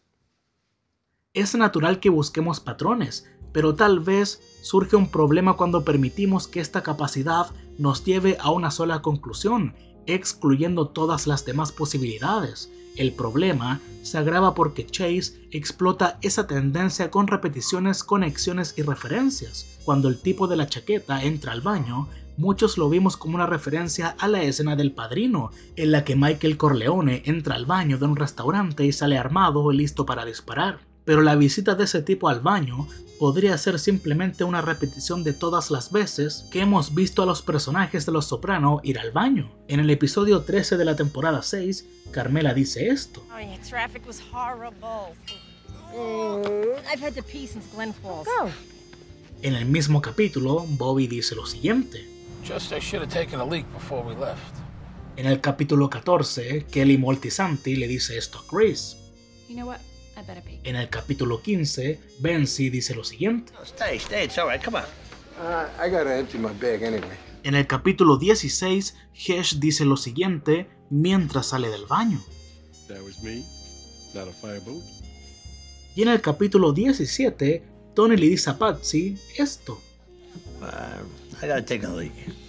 Claro, puede que la visita del tipo del club solo para miembros al baño sea una referencia a El Padrino, pero también podría ser simplemente un cliente de Holstens que necesita orinar, y ambas posibilidades son válidas. Curiosamente, ya vimos una escena donde Tony recreaba la referencia a El Padrino en un baño y también orinaba. En el episodio 11 de la temporada 5, durante la larga secuencia onírica, el supuesto padre de Finn dice que le vendría bien mear un poco, así que él y Tony se levantan de la mesa y van al baño del restaurante. Tony busca detrás del inodoro una clara referencia a la escena de El Padrino, y entonces Chase enfoca a Tony en el urinario. Otra posibilidad razonable es que el tipo de la chaqueta llegara con la intención de matar a Tony, pero luego cambiara de opinión y decidiera simplemente orinar. Vimos algo similar con Patsy en el episodio 1 de la temporada 3, aunque Patsy decidió orinar en la piscina de Tony, no en un baño. Y fíjense en la situación de Patsy ahora. Al final de la serie, pronto se convertirá en el cuñado de Tony cuando su hijo se case con la hija de Tony. Si tomamos a Patsy Parisi como modelo histórico del hombre de la chaqueta, entonces es muy posible que salga del baño, deje atrás cualquier rencor asesino y un día se convierta en el cuñado de Tony cuando su hija se case con el hijo de Tony. Y claro, falta mencionar que en este último episodio, al igual que en el resto de la temporada, Chase juega con la idea de que una canción termine abruptamente. Lo hace comenzando una canción dentro de la historia y luego interrumpiéndola, ya sea en escena o mediante un corte. Tal vez el corte negro antes de que termine la frase de la canción probablemente esté relacionado con la obsesión de Chase con la muerte y con el final de la música. Sucede en el momento final del episodio cuando se corta Don't Stop Believin'. También sucede antes en el mismo episodio cuando It's Alright Ma explota junto con el coche de AJ. Sucede también en Kennedy y Heidi cuando Chris y Tony tienen este accidente. Y también sucede cuando Carmela está sentada junto a Tony, inconsciente en el hospital, en el capítulo Uned al Club, y reproduce Smoke on the Water. Parece que la música va a ambientar la siguiente escena, pero en lugar de eso, simplemente termina. Al final, no importa si Tony vive o muere, lo importante es que por un instante todos estuvimos sentados con él en esa mesa, y cuando la pantalla se apaga, sentimos lo mismo que él sintió durante toda la serie, la tensión de no saber qué viene después. Pero el corte negro no fue una trampa, fue una conclusión lógica, porque Los Soprano nunca se trató de respuestas, sino de cómo vivimos con la incertidumbre. El final no busca explicarte nada, sino recordarte que la vida, igual que la serie, puede detenerse en cualquier momento sin aviso. What's covering the field? Snow? Yay! And what does snow symbolize? Christmas? Hello. Cold. Endless white. Endless nothing. I don't know. Death. I thought black was death. I thought black meant death. So that was in my head also. But see, now people will say, see, he admitted Tony died. The truth is,